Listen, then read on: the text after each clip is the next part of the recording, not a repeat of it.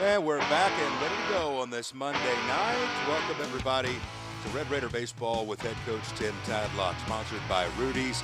Rudy's has terrific brisket, ribs, sausage, all in their out-of-the-park sauces. Check them out. Get the wheat or white bread to go with it. Whatever your favorite dessert is, they've probably got it. They've got it for you at the Rudy's. Get in line, go inside, and get it. South Loop and Slide, and boy, your family will thank you, no doubt about it. I am your host today, Jeff Haxton, and the head coach, Tim Tadlock, is with me. Coach, good to see you again, although we saw each other quite a bit over the weekend, or a little bit less because I was doing television. I don't know if you heard, but I was big timing it on the television. Did you hear that? I think I did hear that. We were trying to locate where Cam was, and they said Cam was doing the radio because you were doing the TV. And glad you're letting him share Me the too. radio with you. I tell you what, he's awesome.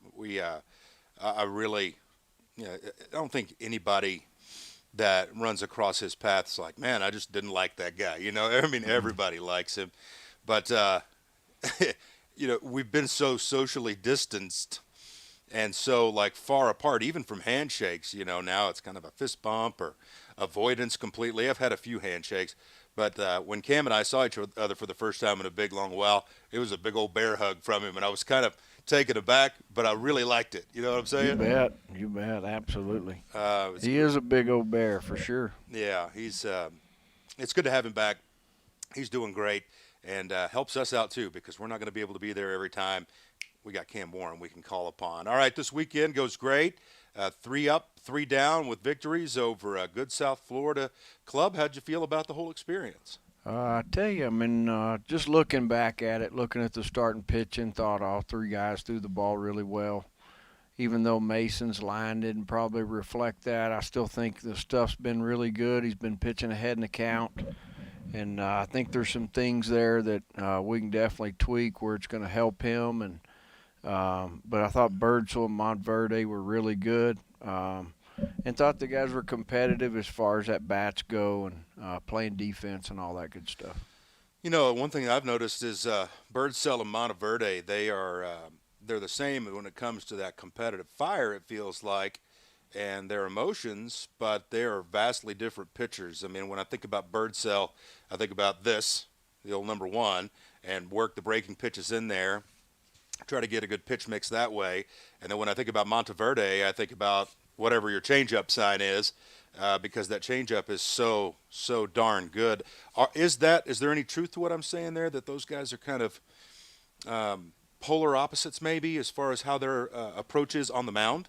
One's right-handed, one's left-handed, Well, so yeah, that's definitely opposite hacks. Didn't even bring that up. Yeah. That's one throws 97, one's 90, I would say, right Yeah. around there, and one does definitely use the changeup and the breaking ball, and but what I think you're talking about is as far as them being the same, them pitching ahead in the count and executing pitches and being aggressive. I do think they're very much alike in that aspect.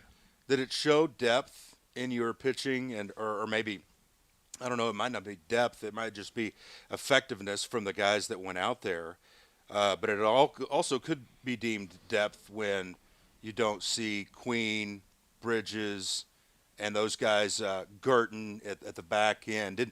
Didn't even have a chance to get to those guys. So what does that say? What means the starters went deep into the game. I mean, the deeper the guy goes on Friday, the less opportunities there are.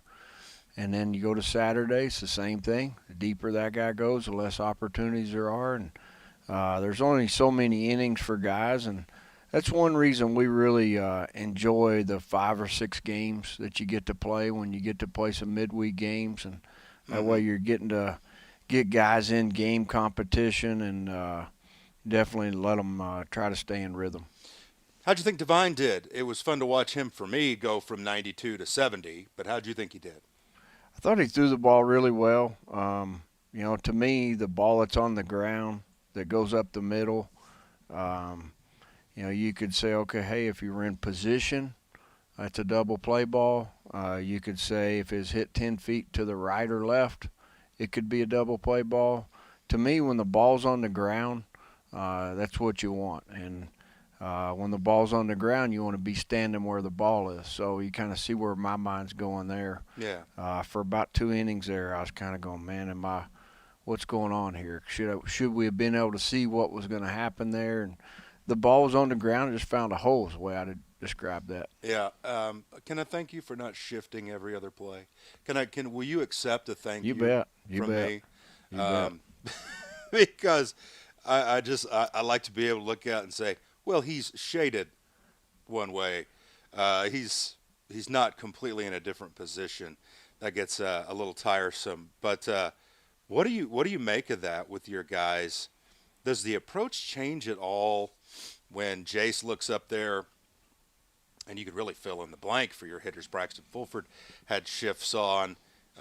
Does the approach change at all when you see 4 outfielders, 3 guys on one side, wherever these guys are? Well, once they went to 4 outfielders, it got everybody's mind turning, including mine. And so I definitely think that it can change a guy's approach. I think the better the hitter and the more a hitter understands who they are, the less they're going to change. And to me, again, you see that at the higher levels because those guys know who they are and they know what they're paid to do. And they're paid to drive runs in usually. And so that's really what you're talking about.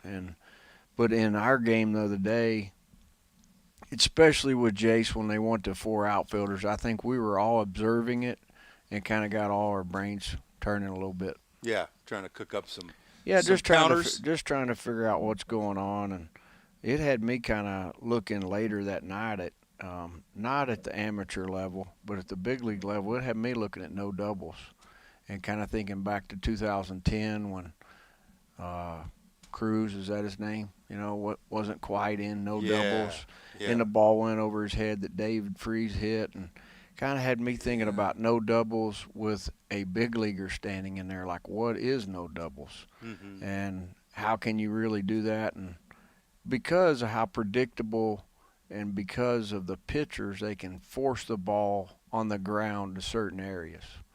And so to me, the better the pitcher locates, the better you can shift as far as that goes. But I was sitting there going, my son and I had a conversation like, hey, should no doubles in the outfield be with 4 outfielders at the big league level? Like, has anybody ever thought of that? I don't think I've ever seen it. Well, we've all seen it with Bryce Harper. They did that to him a few years ago. And there's some teams that started doing 4 outfielders against certain guys. Okay. But I'm thinking, again, more of a late inning situation. I don't know if you were watching a basketball game last night, and they were talking about how the UCLA coach believes in fouling when they're up 3. Okay, yeah. Yeah, and then the team that inbounded the ball, it was Alabama, ran around enough where they couldn't get to him to foul him, and the guy ends up hitting a 3 with 2 seconds left. That's the equivalent of baseball no doubles. I gotcha. With 1 strike or with an out or in the 9th inning. That's the same thing. Like, you can believe in something, but do you really implement it? Yeah. And so again, the better the hitter, the more maybe you're able to implement it. We actually started catching. Well, I say we. It was Dr. Mike Gustafson started watching the fielders for South Florida, and we started saying, okay, this is a fastball. Well, this is a changeup, because just the way the fielders were moving. Oh, yeah. They were doing some of that, and I was like, on Braxton Fulford's ball, and thanks to Coach Gus, I said, okay, I watched him move, and I said, here comes a fastball, and Braxton certainly was keyed in on that fastball. Was there any of that going on? There always is, though, right? Yeah, you know what? I saw that Gus tweeted that maybe this morning, and I had a conversation with Coach Mo before they left about some other stuff, and I was actually feeling bad for not mentioning that. And then I saw the tweet that you guys mentioned that, hey, they were tipping pitches, and absolutely. I mean, within the first 2 innings of the weekend, our guys, I mean, we pretty much could see that. That's amazing. That's amazing. And I guess it just shows that you're always doing that. Your radar is always on. That's one of the many things that makes you so good. But like for me, being a play-by-play guy, I wasn't watching any of that, and I'm not trying to figure out what pitch it is, but that was fascinating to me. Gus is obviously a big time baseball guy, and he's got that read on it, and I was like, okay, well now let me see if I can see what you're talking about, and it was just fun. It was fun to feel like you'd kind of broken something down a little bit up there from the booth. Yeah, and Gus is an old, he's an old second baseman, so he's paying attention to those guys out there and what they're doing. And I guess if y'all see it before we do next time, we need a text or something. Right. I'll make sure Gus send a remembers note that. down to the dugout. Yeah, you guys, I'm sure we're all over that. Talking to Tim Tadlock on his show on this Monday here in the Hub City. The Red Raiders got Kansas State coming up. We'll talk about the Cats here in just a little bit, but I want to ask about Dylan Carter. You talked about last week how you want the players to make the decision for you. When you got a stacked list of 6, 7, 8 possible outfielders, you want those guys to, and Drew Baker's made the decision for you. Dylan Noisey's made the decision for you. Conley, and we could keep going down the list, Fulford. How was that decision? What was the process of that, getting Carter inserted back into the lineup? Yeah, as far as on Friday, it was real simple. Hey, he's been going through all this rehab, and he's been trying to get to 100%. And, hey, we got to get some at-bats under his belt.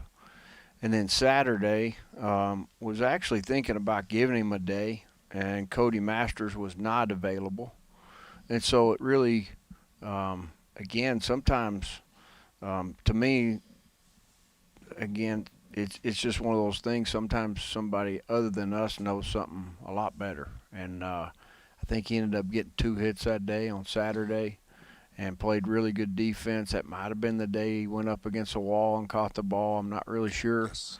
But he played at a really high level all weekend, had really good at-bats, and we just want to get him going. Yeah, and you had some consistency to the lineup. Is Rombeck okay? The reason I asked that is he did not get into the lineup, but I've had so many people ask me, how's Nate? So I promised people I would ask, is Nate? Yeah, you bet. He's fine. Right? He's fine. He's working hard and trying to get to the right spot. When he gets his pitch, he's hitting it hard. And, it's that's one of those deals like with Woodcock. We wanted to give him an opportunity, wanted to see kind of what we had there over the course of a weekend instead of just a game. And you saw a kid, jump in there, and he gave you a lot of quality at-bats through a weekend, has some strength. He's very similar like Nate. You have to pitch to those guys. You can't just lay it in there. I mean, they're going to hit the ball, the ballpark, and that's always fun to watch. Yeah. Is that what you expect out of Woodcock's? Maybe not 2 home runs in an inning, but that kind of power? Is that because I asked that because I know you said that Dylan Carter in your post-game press conference that he's not really a home run hitter, but he sure hit that one. But for Woodcock's, is that some power we can expect? Maybe we should just go with like the Ken Griffey Jr. Like, hey, I'm a gaps hitter. Okay. I'm a doubles guy, even though we all knew he could hit it over the fence. Just because it's asking an awful lot of a freshman. Yeah. To jump in there and go, hey, you're going to hit a bunch of home runs. He already got some of that. Like literally on Saturday, he got a breaking ball on every fastball count. And so he earned that even though he's hitting down the order. He earned that by how he handled the fastball on Friday. And so we don't want to go there just yet, but there's power in there, absolutely. We'll call him gap to gap. He led the Houston area in home runs. So, all right, well, yeah. That's not easy to do. He told me, I think Saturday morning, I'll share this with you. I go, hey, you ever hit 2 home runs in an inning? He goes, no. He goes, I've never hit 2 in a game. And I'm thinking, well, that's kind of odd. He goes, and I've hit 4 a few times. Get out of here. How many guys can say they've hit 4? But it was never 2. It was all if we went multiples, it went to 3 and 4. Yeah, there you go. That's a great story. Good stuff from Drew Woodcock. So good stuff from Coach Tadlock. When we come back, we're going to take a look at the opponent coming up this weekend. More week because it's Thursday, Friday, Saturday in the K-State Wildcats. We'll do that right after this. You're listening to Red Raider Baseball with head coach Tim Tadlock on the Texas Tech Sports Network from Learfield IMG College.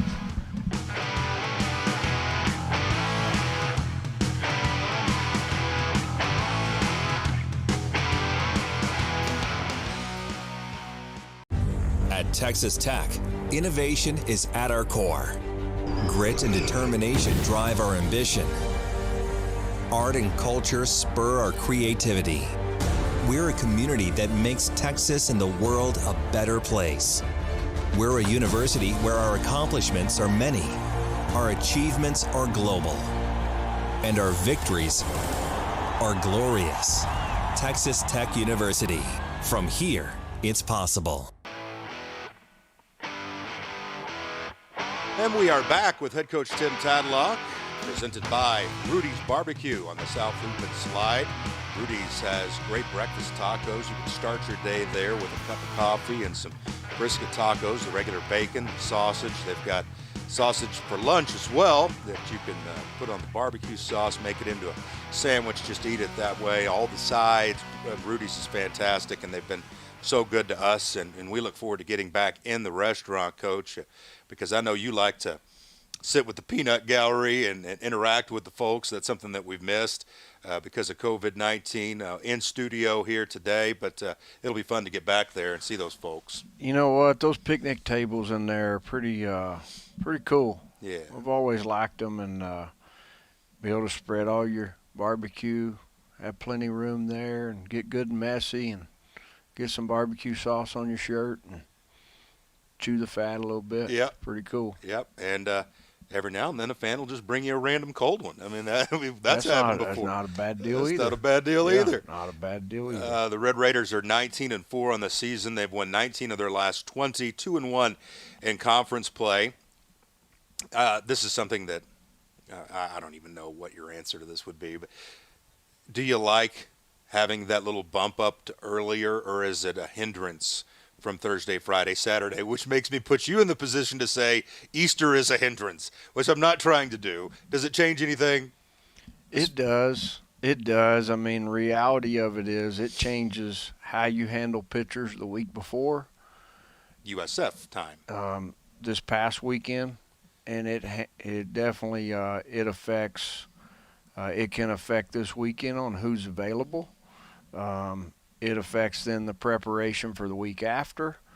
And so if you think, we like affecting, routines. I mean, obviously in baseball you like your routines. And at the same time, every time that it's ever happened, and to be home on Easter has been really cool. Yeah. And there's been a lot of Easters where we were playing, and, you don't feel right about that either sometimes.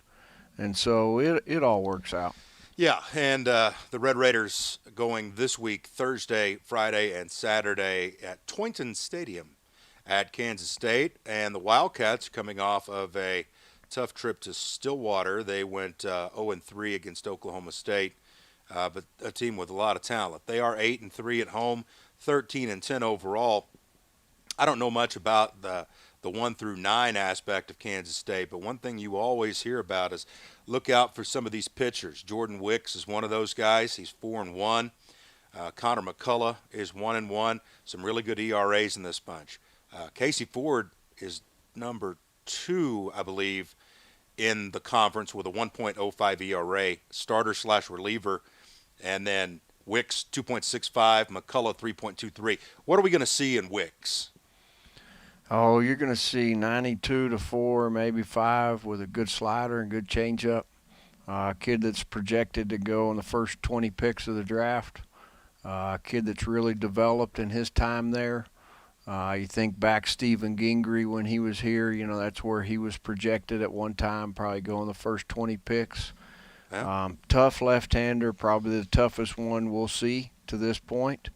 Our league's got some good ones this year, so that should be a good challenge for our guys. And I think Seymour's first name's Carson. Yes, is that right? You got it. He's a kid that's throwing on Saturday for him. He's got a big arm. He's a kid that's been in the mid-90s. The Ford kid seems like he's been there forever. Little Jim's been there forever. There's a number of guys there you just feel like, golly, these guys are still in college. Yeah. And, the last time we went up there to Manhattan, their whole stadium was under construction. Toynton Family Stadium, I believe, is what it's called. And they have all that finished now. We're excited about seeing that, seeing how it looks. I was talking to Shashir before we came over, and he was talking about he doesn't think they have fans yet. And I wasn't really thinking about that because we have had them. Yeah. And but we're excited about seeing it. And as far as their team goes, they got a tough group of kids, and they always play the game the right way. And we've never had a trip going up there where it's been easy. No, it's never easy. No. And I've experienced that from a couple programs. I'm just hoping I don't get nailed by the Hornet again. I don't know if you remember that, but my first year, I think one of my first trips with you guys was in mid-sentence up there, and that Hornet stung me on my thigh and sent me into orbit. I remember that. Are you allergic to them? No, but man, it hurt. God, it hurt. Yeah, I tell you, those things will get you. That's for sure. Nasty. Yeah, that's maybe we'll get lucky and they'll open it up and have dog day up there. It seems like when you go up there in April, Sunday, a lot of times is dog day. Uh-huh. Maybe you won't get bit by a hornet or a dog. Hey, here's the deal, though. You guys started rallying, so I still have. I remember that. On top of my refrigerator, Mark, a fan that is at every game, went to the internet and bought this huge yellow jacket, like a chew toy for a dog, and it's still on top of my fridge. So if it means a Red Raider rally, I'll get nailed by it. Watch out for Dylan Phillips. He's hitting 341. Cameron Willman, 322. And Zach Kokoska is hitting 313. Some of the cats that the Red Raiders will be getting after. Pitching rotation going to stay the same as far as the starters? It is staying the same. Okay. Birdsell, Monteverde, and Montgomery. You got it. Got it. All right. Well, we wish you the best of luck up there, and I can't wait to travel. It's going to be my first time to travel since 13 months. So you bet. We're looking forward to bringing you. Okay. It'll be fun. We'll have a good time. All right. Thanks to Tim Tadlock. We'll be back right after this, and we'll have a special guest. J. Bob Thomas. Oh, I was going to tease it. I was going to see if people could guess. No, if you tell them he's going to be on here, they'll flock to the ratings radio. Went up. Okay. Sure, yeah. J. Bob Thomas is next. We'll talk to him about all kinds of things on the Texas Tech Sports Network from Learfield IMG College.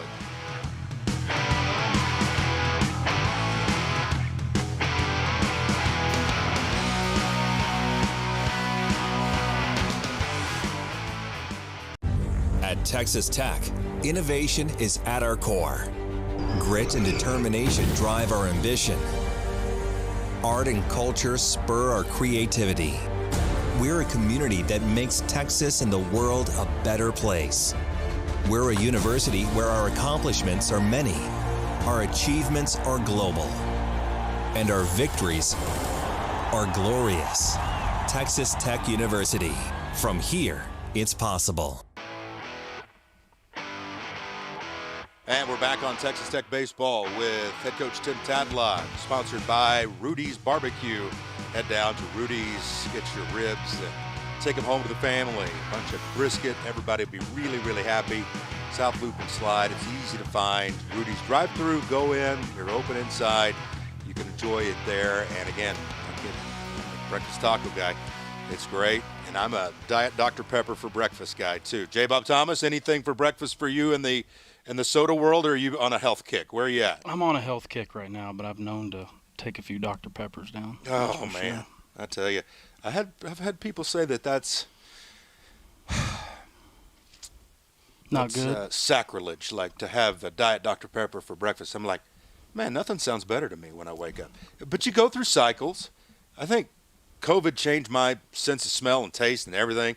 So who knows what I'll be on next week. But we're thrilled that you're here. It's not often that we get you because you're so busy, but appreciate you coming in today. What do you thought about the season so far? Last year died at 16-4. This team at 19-4. What do you think? Excited about it. I mean, played at some really neat venues at Globe Life and Minute Maid, and always fun playing at home, and to see the fans come back, the Oklahoma State series, right out of the chute, getting sellouts, and then it kind of steamrolled into this weekend. It's neat to see the fans and, see our guys have that success. Yeah, just that it does your heart. I mean, like you can feel it in your heart. It's like, Man, this is good just to hear people again, just to hear the roars again, and even the boos. I don't care, boo, whatever you're going to do. It's just good to have that back, and that's been special. Enjoying coaching third base? Yeah, no, I always enjoy it, and even though, sometimes I always try to get it right, but there's times where I don't, and yeah, I enjoy it. You feel that pressure? Is there pressure involved? No, just try to get it right. Yeah. That's probably the best way I can put it. One thing that in my observations, you think, at least I think third base coach, I'm thinking about the coach down there. He's going through his indicators and his numbers. You don't have to do all that, right? Right. Your constant focus is on the runners. Is that a correct That assumption? is correct. Okay. That is correct. When the guy's out there at second, do you have verbal communication? Is it possible to get that far away? I'm sure if you yell it, probably, but is that something that you try to do, or is it more with your hands and Yeah, we motion? give those guys, a lot of freedom, on the bases to be independent. And, yeah, there's times where you got to let them know when they're trying to do a back pick, but there's a lot of times where you try to let them be normal and see what they see and react to it. Talking to J. Bob Thomas, and I want to know, because you're so heavily involved and so good at the recruiting aspect, how has COVID-19, I'm sure there's still some effects because we're not back to completely normal, but from that time when the season died to now, how has it changed your job? I would say you probably lean on your relationships even more, whether that's a high school coach, summer league coach, junior college coach. Even had some umpires that used to call behind me back in the day.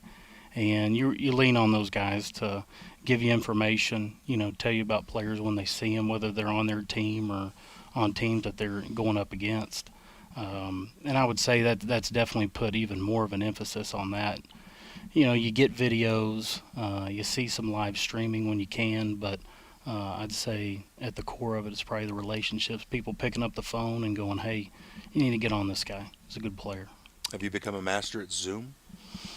No, sadly I haven't. I'm still probably behind the time when it comes to the Zoom. Still holding on. This still works. It does. The phone still works. I've been around guys that they're never off that phone. They're working the phones like a salesman. And that's kind of what you are, right? As a salesman in that position. Yeah, absolutely. I try to keep that battery on full charge and hit the ground running. For me to do. That's impossible. What's the one guy that you saw and said, home run? This is going to be a home run guy. Is there anybody that comes to mind? Because nobody's ever that. You have number one overall picks that don't make it to the bigs. You have guys that you think are going to be nails that are third, fourth stringers. But is there anybody that you've thought, this is a guy? Yeah, there's probably been a few of them, but one that sticks out is a kid named Trent Clark. Now goes by Trent Grisham. Ended up winning the Gold Glove Award, I think, in the National League last year for the Padres. And he was out here playing in a tournament, summer league tournament, end of the year. And first day, you get to see him at first base and go back out the next day. He's in center field. And you could just tell it was special, just the way he moved around, the way he handled himself, the swing. Kind of have an unorthodox way of holding the bat, kind of both thumbs facing up the barrel. Huh.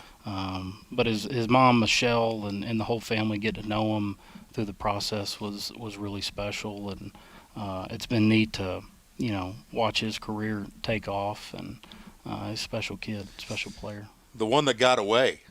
Who's the one that got away for you, or the MLB stole him from you? Oh, there's been a few of them.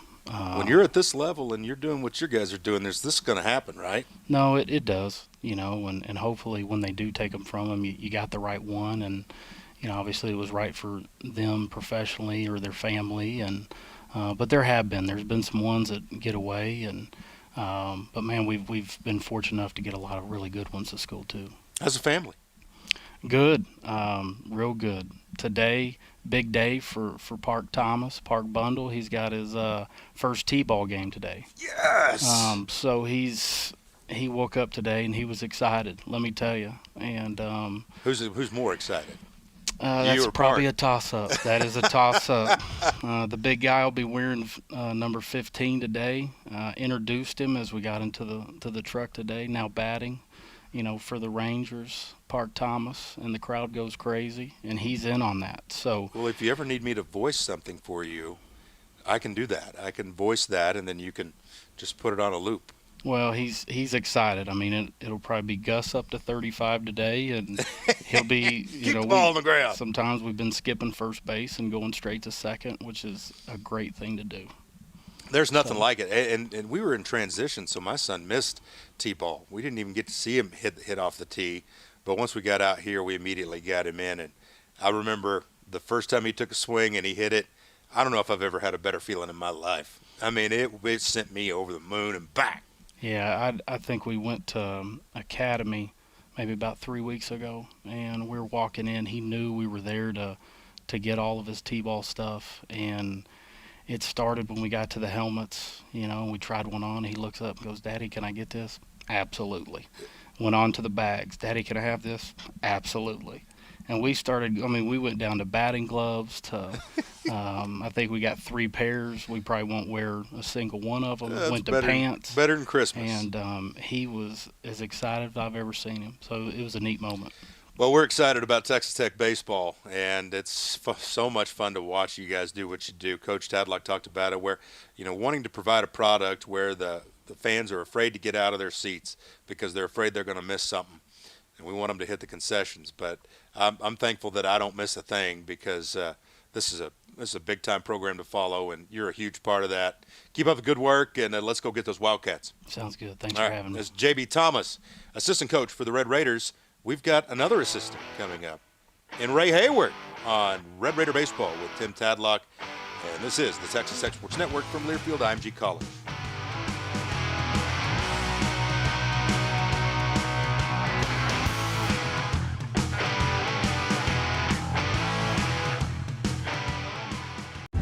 At Texas Tech, innovation is at our core.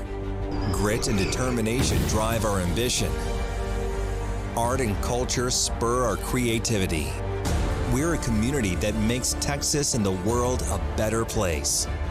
We're a university where our accomplishments are many, our achievements are global, and our victories are glorious. Texas Tech University. From here, it's possible. And we're back on Red Raider Baseball with head coach Tim Tadlock. Coach joined us just a few segments ago. We broke down Kansas State, broke down the weekend with South Florida. And then we had J. Bob Thomas on, talk a little recruiting, because nobody does that better in the country than J. Bob does. And he's one heck of a third base coach.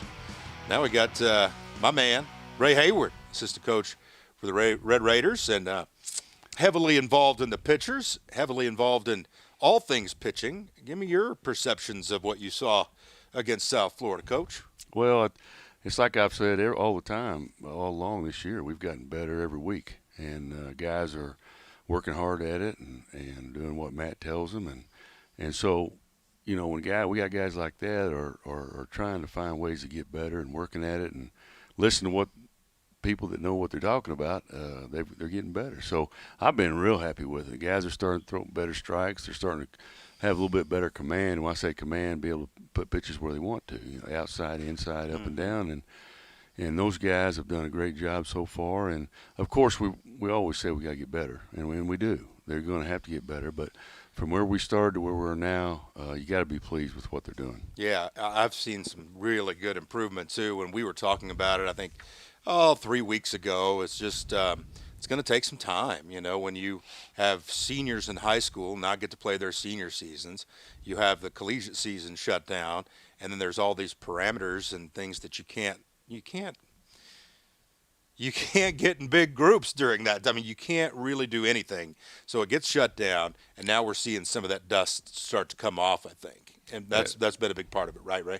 That's a huge part of it. I mean, we've got guys hadn't pitched in over a year. Some of them's 2 years.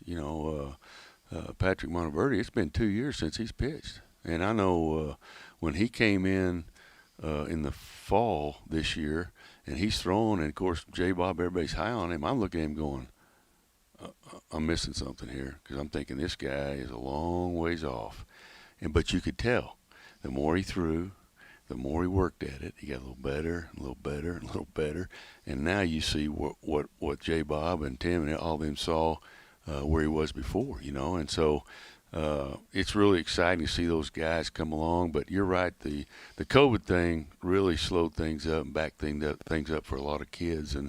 And really, especially like you said, for a high school kid to sit out and not pitch for a full year and then try to come in and expect them to pitch in a Division I level, which is tough enough, that jump. Boy, it's asking a lot from them. And so far the guys are working at it. They are improving. And like I said, we've got a little ways to go yet, but they're getting better, and we see improvement, and that's the main thing. What's a guy like Brendan Gurton going through? I think you and I right now know how big and or small Shattuck, Oklahoma is. We might be the only ones, but it's tiny. And he jumps in here. He's got the stuff, man. He can throw it up there mid-90s, but it looks like at the same time it's kind of all out of control. What's that process right here going like?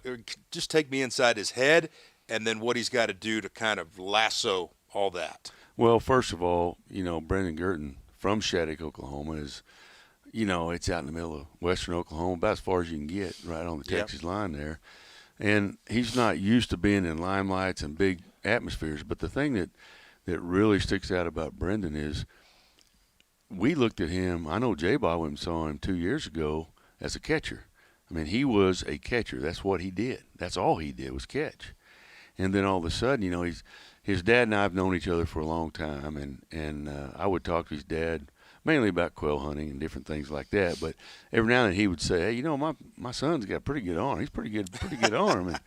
And I'm going, "Well, yeah, okay, whatever." Heard that one before, you hear that from your friends. Everybody, my kid can really exactly. Play. So just kind of go on, and then all of a sudden, I think it was last year sometime, or a scout had called or something and said something. "Hey, we got this kid out here at this tryout camp that's throwing 95 or 6, and he's from Oklahoma." Of course, they come to me. "Do you know anybody about this kid?" I go, "No, which Gurton are you talking about? What Shattuck, Oklahoma are you talking about?" And I go, "No, the kid's a catcher." "No, he's throwing 95. I go, "Well, okay." So then they got on him and started talking with him, and next thing you know, we've got him. And so the thing about Brendan is a guy that hadn't pitched much. I mean, he's very new to pitching, hadn't been on a lot. I see, that's great. I mean, I love that background, because I think that when we see a Red Raider pitcher run out of the bullpen or take the mound to start, we just automatically, I think, assume that it's this refined product that's been 10 years in the making, and it's not always that way. That's great. That's no wonder it goes a little crazy sometimes for him. And he's got all the ability in the world. He's got the strength. He's a big, strong kid. He's got a very good arm strength, as we know, and for not pitching a lot in his background in his years, he's pretty good for what he hadn't done. And then of course he's listened to Matt, and Matt's been guiding him which way to go and how to do this and that. He's he's one of those kids that'll do anything you tell him to do. He's trying to get better. He's doing what they're telling him, and so that's what's exciting about it, because a kid like that's, it's just nothing but up for him. He's gonna get better as we go along. So it'll be, he's gonna take his knocks, but he'll get there. Bridges, I'd heard about his recruitment, and he gets on campus, and then 2020 happens, and I just didn't know if he was going to have a role at all. How far has he come along? Because he's become very important as that kind of change of pace lefty coming out of the bullpen. Well, Bridges is one of those guys that's one of those sneaky left-handers. You think about, you always face those guys. The guy comes in, he's not throwing very hard, and he's getting everybody out, and you're going, why don't we have a guy like that? You know? And so he's one of those guys that stepped in last year, and he's, being young, a freshman, and hadn't done a lot of pitching, and then not throwing real hard. You're kind of, I see something in there. Well, and then this past fall and stuff, Matt's looking at him and trying to figure out what be best for him. Next thing you know, Matt thinks, well, let's move him down a little bit, lower slot, see what happens. Well, he goes to a lower slot. His velocity is the same or maybe a little better, and he's got all kinds of deception, especially to a left-handed hitter. So that just made it even more of a jump for him and more importance for him to be able to come in against left-handers and have that ability, that deception. Is that kind of three quarters, or is it? It's not His all the way down. His is getting down there towards almost sidearm. Almost, yeah. Almost sidearm. I wouldn't say it's complete, but it's to a point where to a left-handed hitter, it's tough to pick up. And I know sitting in the stands, I'm looking at him, and all of a sudden he comes in with this lower slot, and I know Matt had been working with him, and I'm looking at it going, that's going to work. Because, that's good. I mean, it was just sneaky. It's just – yeah. And so Matt and I talked, and I said, hey, that's going to work because there's something sneaky there. People don't see that. Mm-hmm. And he's going to have days, just like anybody else, that he's going to go out there and probably not have the greatest stuff. But I think he's a kid that has the type of makeup that's going to throw a lot of strikes and compete, and I think that's where he's going to help us a bunch. Well, let's leave with this here. Got about 90 seconds left. It seems to me like the 1 through 9's got teeth in it as far as the hitting goes. We've seen incredible defense at times, and we've got balanced pitching. I mean, things are looking pretty good right now, right? Well, things have gotten better, and like Tim says all the time, you're never satisfied with what you have. You got to continue to work. You got to continue to get better. We as coaches see our weak spots. We see where we have to get better. We see where if we want to get where we want to get at the end of the season, we're going to have to get better. And so we're consistently working hard and working with those guys, the ones and all of them that need to get better. Because, we're never a finished product. And like Tim says all the time, and at the end of the year when we win that last game, then we can say we're a finished product. But until that time, we're going to be working hard. That's the finished product. Trying to get to Omaha and hold the big trophy up. All right. Hey, Coach Hayward, always love talking to you. Appreciate the time. You bet. Thanks for being on with us. We wrap it up next on the Texas Tech Sports Network from Learfield IMG College.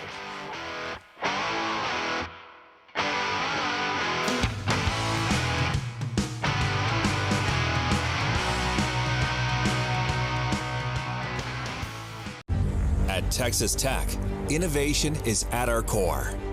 Grit and determination drive our ambition. Art and culture spur our creativity. We're a community that makes Texas and the world a better place. We're a university where our accomplishments are many, our achievements are global, and our victories are glorious. Texas Tech University. From here, it's possible. And we're back on Red Raider Baseball with head coach Tim Tadlock. I want to thank Coach Tadlock, Thomas, and Hayward as they were all in for the program. A reminder, the Red Raiders will be heading the road on Wednesday. They will be flying up to Manhattan, Kansas, and Little Apple, and getting ready to take on Kansas State. The Wildcats are 13-10 on the season. They just come off of a sweep in Stillwater against Oklahoma State, but they will be tough. They've got some really good arms, and the Red Raiders will have a challenge. So Thursday at 6, Friday at 6, and then when it comes to the getaway day Saturday game, it's at 4 o'clock. Thanks, everybody, for tuning in tonight, and we appreciate it very much. And we'll have another show coming up a week from today, recapping this series with Kansas State. Enjoy your Easter, and from Lubbock, God bless, guns up, and good night.